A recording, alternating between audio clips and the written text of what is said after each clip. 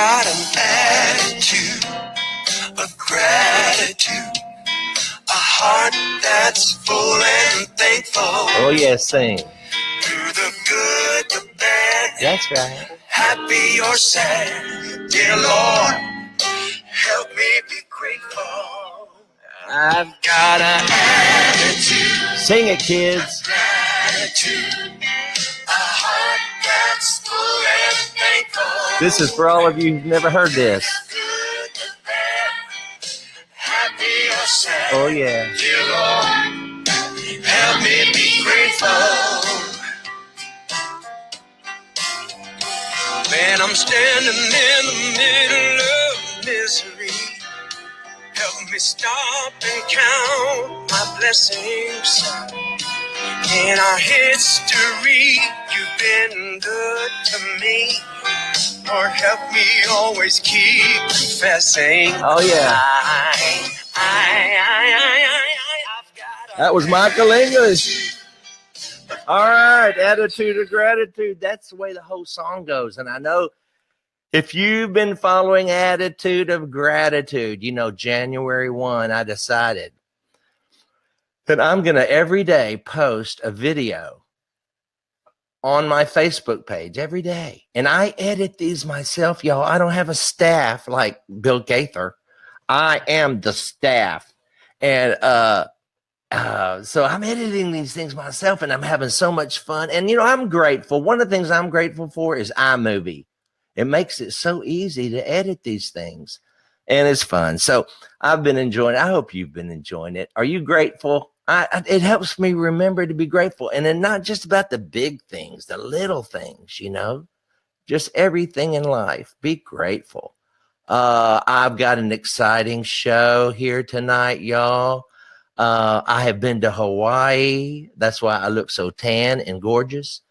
I haven't laid out. I don't lay out, however you say it. Every time I used to say, hey, I'm going to go lay out, Bill would say, you're going to lie out, because he's an English teacher, you know, Bill Gaither. And so I would, and I couldn't remember if it was lie out, prostrate, I don't know. Anyway, I didn't lie down in the sun while I was in Hawaii, but I walked around a lot and I did ride a scooter, but don't tell anybody. But it's so much fun. I can't help it. I know I break legs on those things sometimes, but sometimes you got to take a risk to have a good time. Anyway, it's a blast. I had a wonderful time. If you've never been to Hawaii, you've got to go. And we're here to talk about gratitude. Now, listen, also, I want to tell you, February 14th is coming up. And if you got a honey, I have got a CD for you over at marklowrystore.com.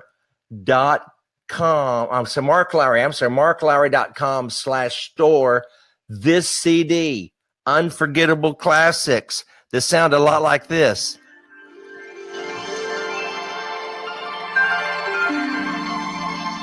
The very thought of you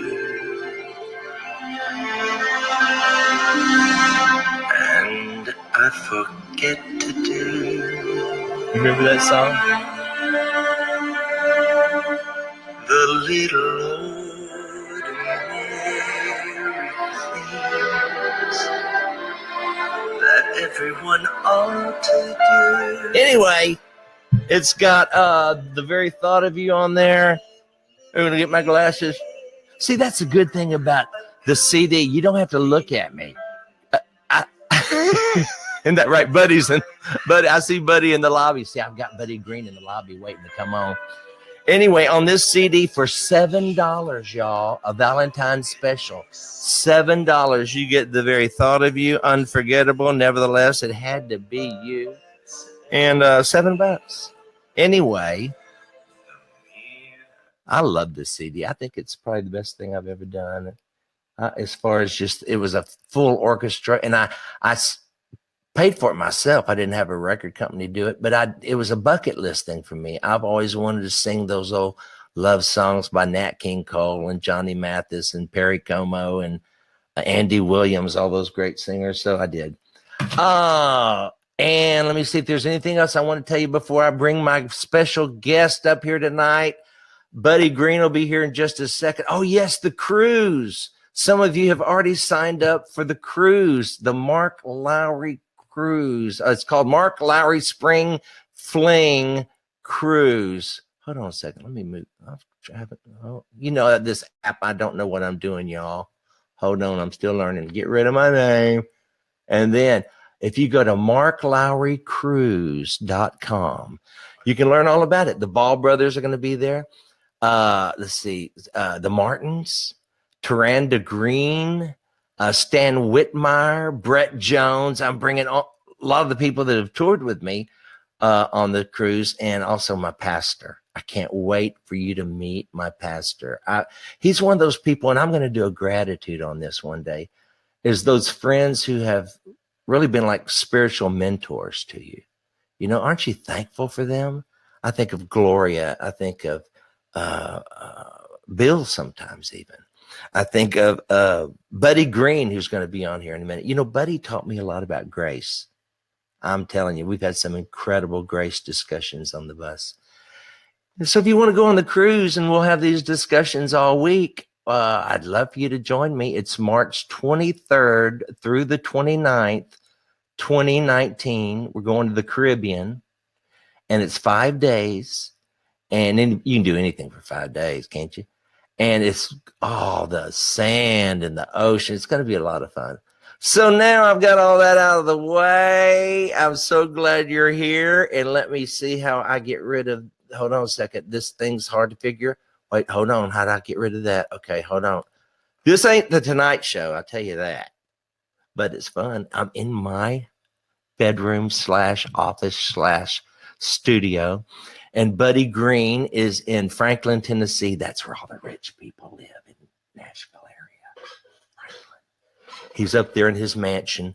Y'all, would you welcome to the show tonight from my bedroom, Buddy Greene. All right, Buddy Greene. Hey, Mark. How's everything in Franklin? Pretty good. Is it? It's pretty nice. It's cold, and we might get snow tonight. No. But we got firewood, so. You're all set up? We're ready, yeah. Man, it's been a long winter. I can't believe you've been in Hawaii. I've been in Hawaii. Have you been? You went on the Gaither cruise, didn't you? I did. That was years ago, though. I mean, I'm kind of bitter because I've been stuck in Nashville all of January. Oh, you have? And it snowed in Houston, too, but I was in Hawaii. I do love it over there. I could retire over there. I guess you do. I mean, you walk off the plane and the air, there's no humidity. I know, it's amazing. The foliage, it's like, and I was over there thinking about, God and his chosen people and how he gave them Israel. Mm-hmm. Remember that? Right. Didn't he know about Hawaii? You're thinking, of all the places, all the real estate on earth that he could have chosen. I know. To get, maybe he was keeping Hawaii for himself. You think? He's waiting for us to show up and take it away. Queen I don't know. We did, and I think we. Yeah. I guess it depends on who's calling it paradise. Right. It was kind of a paradise before the Europeans showed up, and we know what happens when that goes. Oh, I know. Hey, here's let me look at some. We got some comments. Here's Deborah Martin Gillespie. Yay, Mark and Buddy. Isn't that nice, Buddy? Yeah. Let me see here. That means people are actually out there tuning into this. And there's Hannah Gadledge. She is a sweet friend of mine. I see her. I read all the comments that people leave especially after these broadcasts are over. I go back and read them all, and I like them when I've read them, to let everybody know that I've read them. But Hannah, she's always there. Hey, from North Carolina, Sharon Holmes Roberts. Nice to see you. Let's see if I can scroll up and see who else is here. Hey, Mark from Indiana. Look at there. Paul Burns. Can you see this, buddy? Yeah. Hey, Paul Burns. Deborah Martin Gillespie. Look, they're all, Valerie Wegner. Look at all these people. Hey, from the Wegner kids.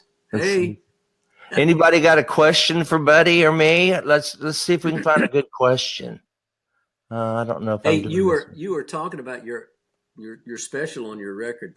That might be my favorite Mark Lowry record. Is it? Yeah.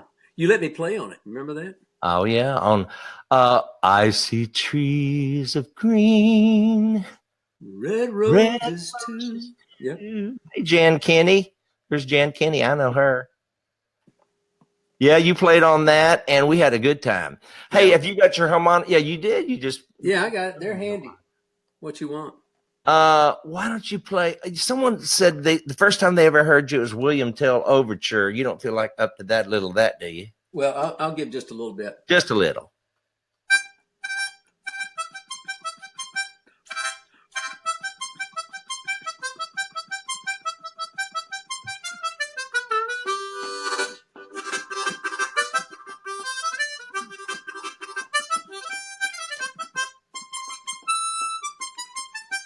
Oh, I'm worn out already. You know, you seem to have more energy on stage. You're at home, aren't you? I am. And you're laid back. It's been a long day, Mark. What have you done today? I've been trying to clean up my office a little bit. It's a fright. Is it? Yeah, but Well, also been don't working this. you got Vicky? Don't you tell her to get in there and clean that up? She's a modern woman. She just doesn't respond like she should. I Now, don't what do you think about submission? Does she ever talk to you about that? About how wives submit to your husbands? That's her favorite passage in the whole Bible. So you today you just did a lot of work, and you've got this new CD. We got to talk about the CD.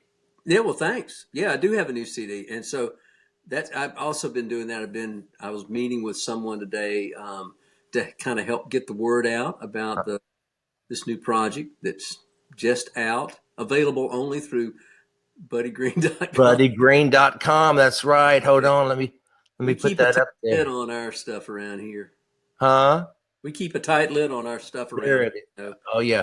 And it's great because that way that helps Buddy, and it helps you because you don't have to pay the middleman, right?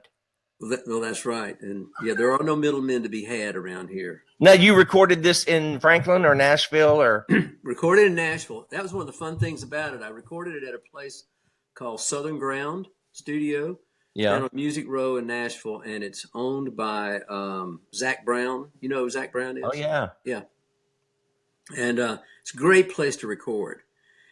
And I just had a really good time being in a studio. There was even a kitchen they would cook us lunch every day. Wow.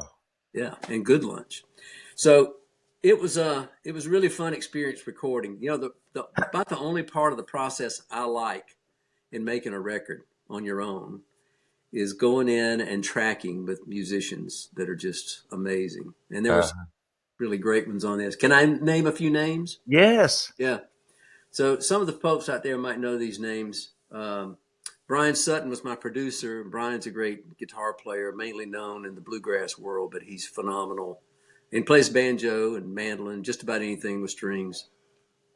Sam Bush, who is a legend on the mandolin, was on about 11 of the songs. And then Ron Block, who plays with Alison Krauss. Oh yeah. And Ron played banjo and second guitar on some stuff.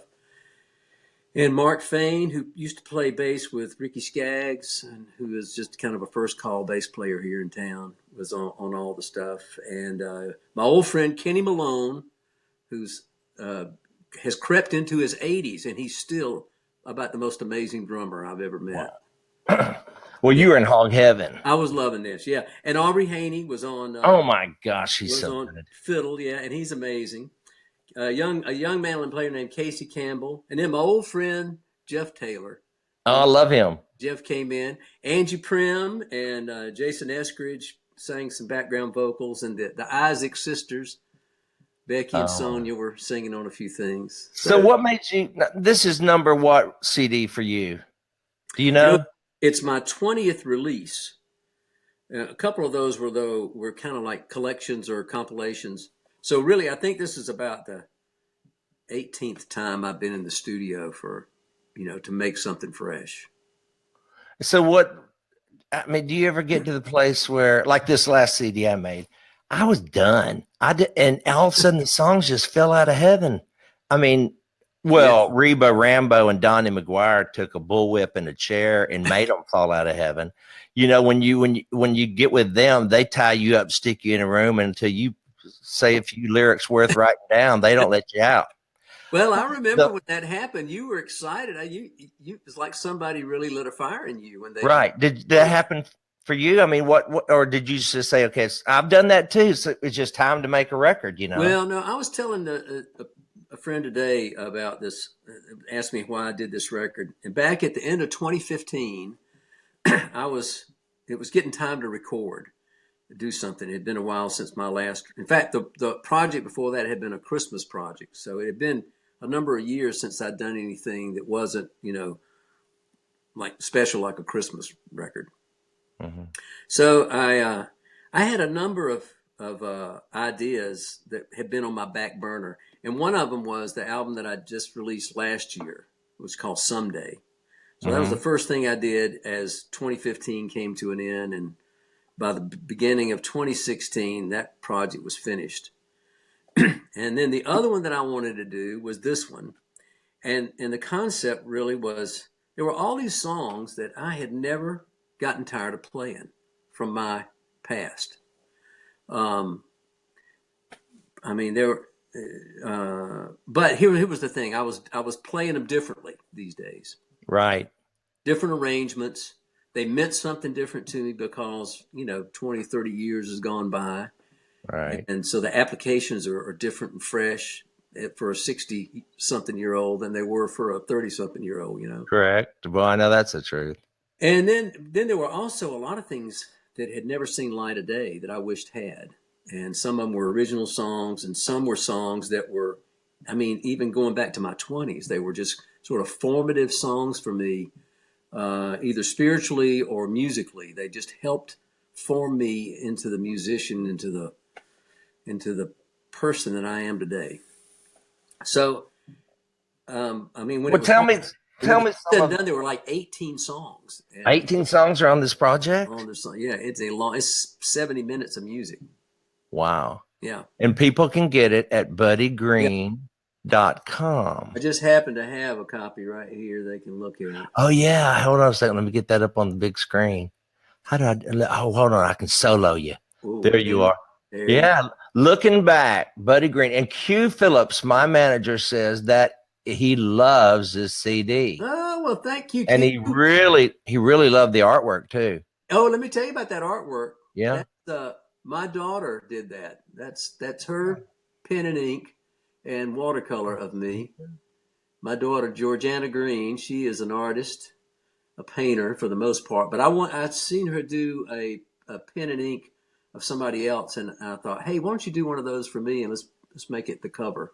Well, tell them some of the songs they would recognize on them, since you have it up there where you can read it. Okay, some of the songs that I revisit are "Keep Your Head in the Word." That was on my very first album in 1986. Did you write it? I did write it, yeah, Okay. and it was just it was back then I couldn't. I was just learning how to read the Bible. I was a brand new believer, and I was just so in love with the Word. Mm-hmm. And also, I was realizing that there was all kinds of people out there saying all kinds of crazy things about God, Yeah. and I thought, the best insurance you can have for dealing with the wrong information or the right information is to read it yourself. Go to the source. And so, really, that's what Keep Your Head in the Word was all about. It was like you better go there and learn how to read it yourself, so you can discern whether you're being led by a good shepherd or a questionable one. Right. So I cut it back. Oh gosh, back then we did sort of almost like a Jerry Reed take on the song. It had electric guitar, Telecaster guitar, and it was really kind of a cool version of it. But a few years ago, I started doing this song again. It had been lying around for 10 or 20 years, and I still, me, I love to read the Bible. I read every day, and I've never been more fascinated with Scripture than I am now. So I pulled this song out, and I thought, boy, this song is as true for me today as it was then. And I was doing a bunch of dates with Ron Block, who plays banjo for Alison Krauss. And one day we started messing around with it, with him playing banjo, and it just kind of gave the song a whole new like a facelift or something, Right. So it went on the list, and with this bluegrass band playing this song, it just and then the coolest thing about it is I got to have Dale McCurry sing harmonies on the chorus. So that was a bucket list thing. Huge Dale McCurry fan, and he sounds great on that. Then there's a song, let's see, called Man Against Man, which was a song that I wrote about racism, and it was back 1990 when that song I remember that song. Yeah. Yeah. And I just thought about where we are today. I mean, the world, the hot spots of racial and societal unrest are just all over the globe. And it doesn't matter whether you're talking about, Korea and Japan, or whether you're talking about Protestants and Catholics in Ireland, or whether you're talking about Muslims and Christians in Africa, or whether you're talking about blacks and whites, or it doesn't matter. That's just sort of been the history of mankind, is enmity between them. And the huge thing of the gospel is there's neither Jew nor Greek, male nor female, slave nor free man. You're all one in Christ Jesus. That's right. And that's just a huge revolutionary thought to I think, to deal with all of this stuff. We all bleed red. Everybody bleeds red. Yeah, but also I think we're also, because of our fallen nature, we're also prone to be suspicious, and we're also prone to judge and carry our prejudices into situations, whether that's based on skin color or somebody's political views or their theology or whatever. We tend to look for the things that divide us. And so anyway, Man Against Man was a good one to get on there. Green Tree is another old. Now, did you write them all? I wrote Man Against Man. Okay, I thought there was some on here you did not write. Oh, there are. Yeah, it's mostly originals, but let me tell you about the one I didn't write. So there's one called Big Daddy. That's what I want to hear about. Big Daddy's written by John D. Loudermilk. All right, John D. Loudermilk wrote "In the Middle of Tobacco Road." Do you remember that song? Not really. Born. It was a great song. It was back in the 60s. And then he also wrote, "Sweeten my coffee with the morning dew." Oh, yeah. Remember that? Then if it don't work out, then you can tell me goodbye. It was right. great. I remember that one. He wrote just scads of songs. And I was aware of him, and he passed away last year, and I was actually a part of a tribute show here in Franklin, that produced a wonderful video and a project with all these people like Emmylou Harris and Ricky Skaggs and Rodney Crowell. All these people came and sang his songs, and fortunately I got to do this song on that show because 2 weeks earlier I'd been in the studio recording it for this project with the bass player who was going to be on that show. And he heard me do it, and he said, "Man, it's a John D. song. Why don't you come and be on this John D. Loudermilk tribute?" Anyway, that's all kind of a sidebar. But the song was actually recorded by Jerry Reed, my old employer, and a huge influence on me. And Jerry did an amazing take on it. Is there an overall theme? I mean, do you have an overall theme on this record? Yeah. Looking back. Yeah. So a song like Big Daddy, the reason it's on there, besides it's just huge fun to play and these musicians just have a ball with it, right, is that it's my sort of my homage to not only to a great writer like John D, but to Jerry Reed and his huge influence in my musical development. There's another song that I got from listening to Doc Watson, who's been a huge, probably the biggest and most positive musical influence on me was Doc Watson. And this song was an old sad, tragic mountain love ballad called Look Up, Look Down That Lonesome Road. And Doc's father-in-law wrote the song. Gaither Carlton is his name. Gaither. Really? Gaither? Gaither Carlton. I've never known anybody named Gaither besides Gaither. I know. So there's songs like that, and Jesus Gave Me Water. Oh, really? Yeah. Wow. Yeah, you You know that song, right? Oh yeah. So that was Sam Cooke and the Soul Stirrers did that. And they did an a cappella version of it, but I kind of wanted to do it with a little bit of a Jerry Reed bent to it, so it comes out a little more like, "Whoa, Jesus gave me water, Jesus gave me water, Jesus gave me water. I won't let his praises swell. Jesus gave me water, gave me that loving water. Jesus gave me water, and it was not in the well. Well, there was a woman from Samaria came to the well to get some water, and there she met a stranger who did her story tell. Well, that woman dropped her pitcher, she drank and was made richer from the water he gave her, and it was not in the well. Well, Jesus gave me water. Everybody now. Yeah. I love it. So it's that kind of. So it's the whole CD. The CD is that kind of fun. Well, no, not all of it. And I mean, deep there's some heavy songs on it. There's some light songs. There's lots of gospel celebrations. You know my song "Grace for the Moment." Oh gosh, Yeah. yes. We did. That's a that great had only one. been done in a live setting. I'd never recorded it in the studio, so Oh really? and I just loved what turned out. The way these musicians played on it was just wonderful. Oh. Yeah, so there's it's kind of all over the box stylistically, but because of all these musicians and the acoustic nature and sort of bluegrassy instrumentation, there's Right. some cohesiveness that holds it all together. At least I think. Well, I can't wait to hear it myself. When did it come out? It came out just last month. Oh really? Actually, in December, we announced Okay. it to hopefully get some folks that were looking for some Christmas ideas, Christmas gift ideas to buy some, and a bunch of folks out there did. Also, it has this little insert. Let me get you on There's I'm gonna put you on solo on the screen so we can see it. Oh yeah. so yeah, these are sort of my notes on the songs, some background, give some of the reason the songs were included in the collection.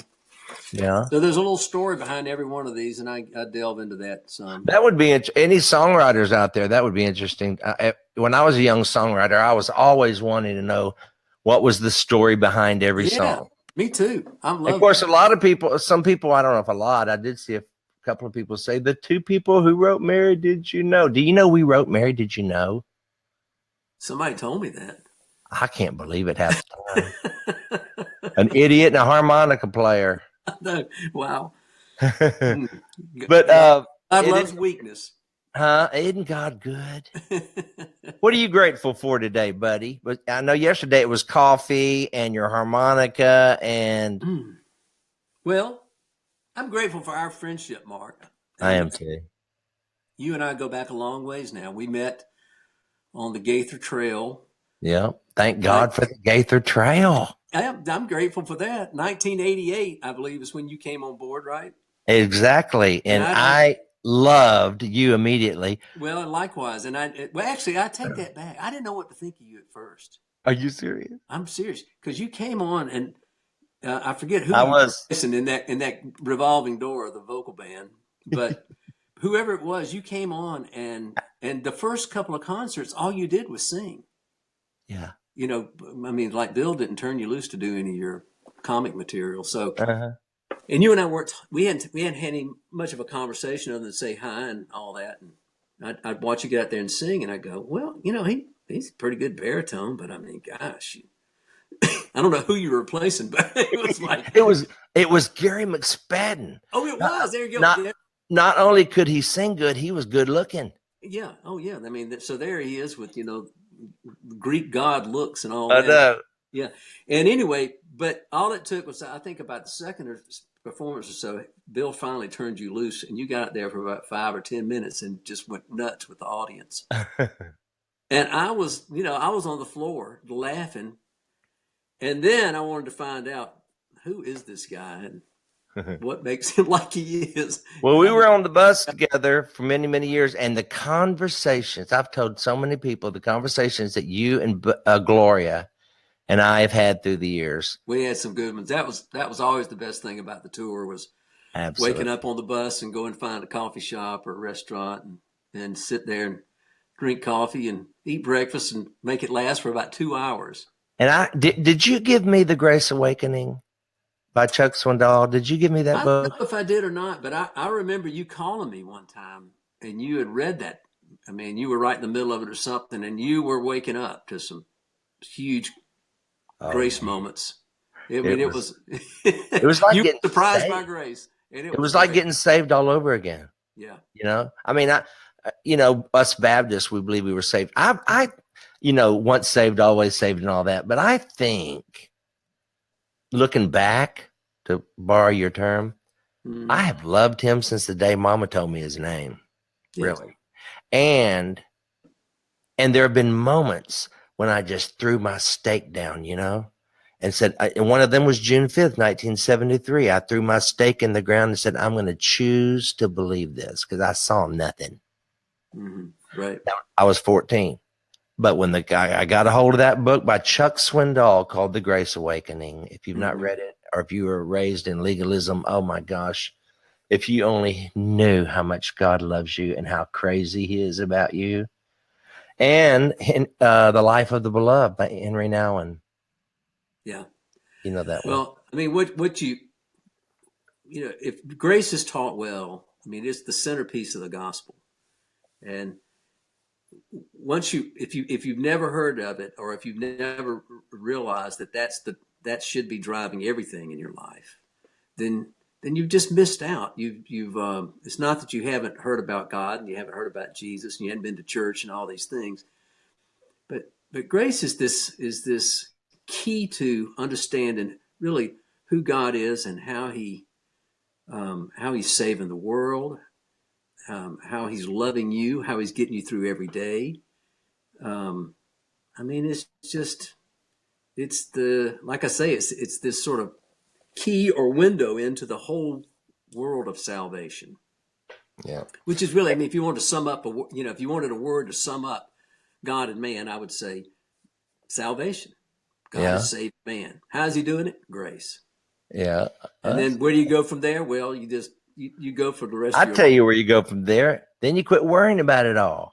And you live Right. your life and you be Yeah. kind to people and you act like you're his child. And you don't do that by what you drink or smoke or that kind of thing. You do it by how do you treat people? Right. No, Well, you that's realize, for example, that his kindness is part of his grace. It's an evidence of his grace to you. And one of the verses that really captured my father's attention. My dad was he was a rebel and stayed away from resisted the gospel his whole life. right. And in his 50s, he got to a crisis point, and one day he was reading in Romans 2, and he read that verse that says, "Do you show contempt for the riches of God's kindness, patience, and tolerance towards you, not knowing that his kindness is meant to lead you to repentance?" And it was one of the first grace awakenings in my father's life, because he was like, kindness? I mean, God's being kind to me? What is this? My father was a hard scrabble, lift yourself up by your bootstraps and fight your way through life kind of guy. Right. And when he understood that God was bringing him around to a better place by being kind towards him, it's like he didn't know how to deal with that. And he called up a Christian friend, and within 24 hours, he was meeting his Savior for the first time. Well, if you were going to tell somebody, if someone were to walk up to you and say, okay, how do I get to know Jesus? What would you tell them?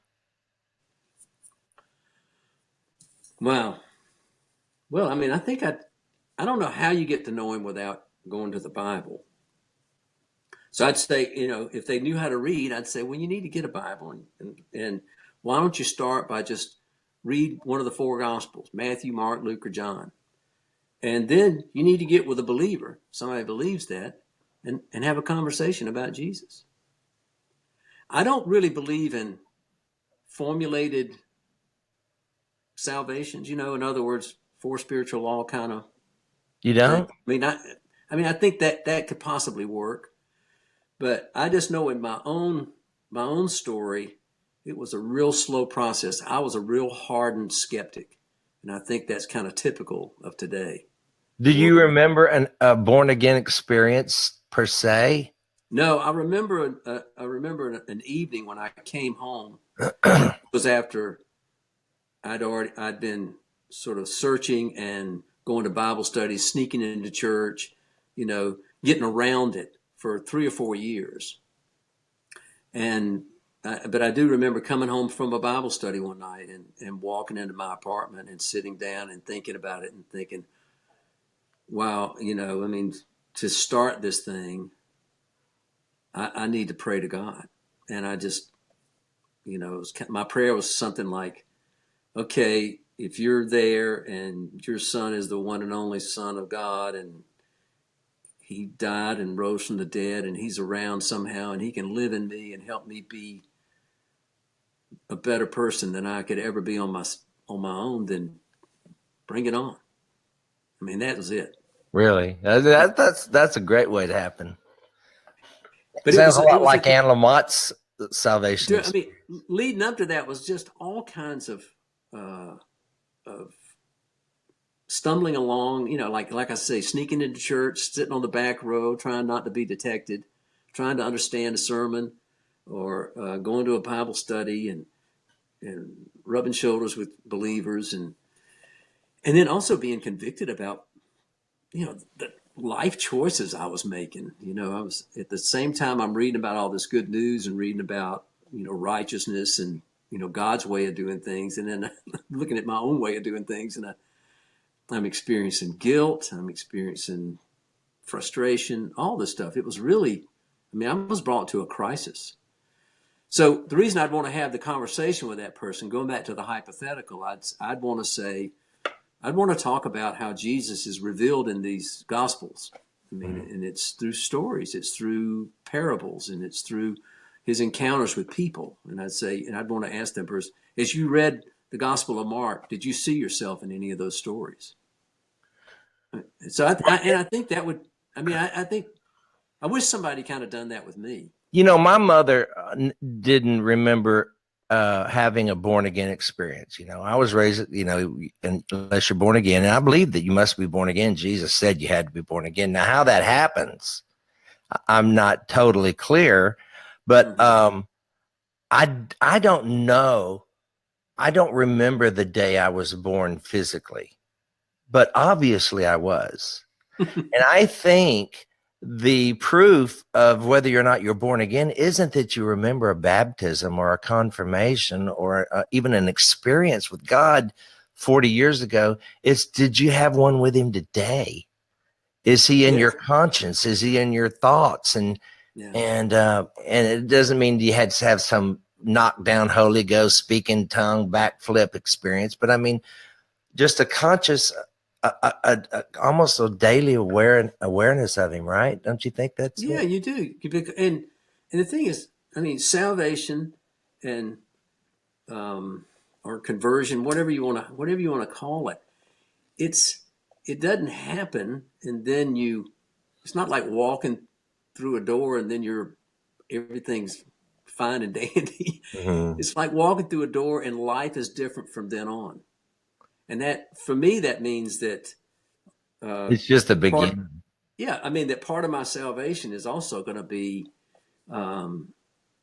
getting real with myself. Maybe 30 years after whatever date that I said that prayer, it Right. might take me 30 years before I start dealing with um, uh, a sin that I've just been in denial about, or a hurt or a woundedness.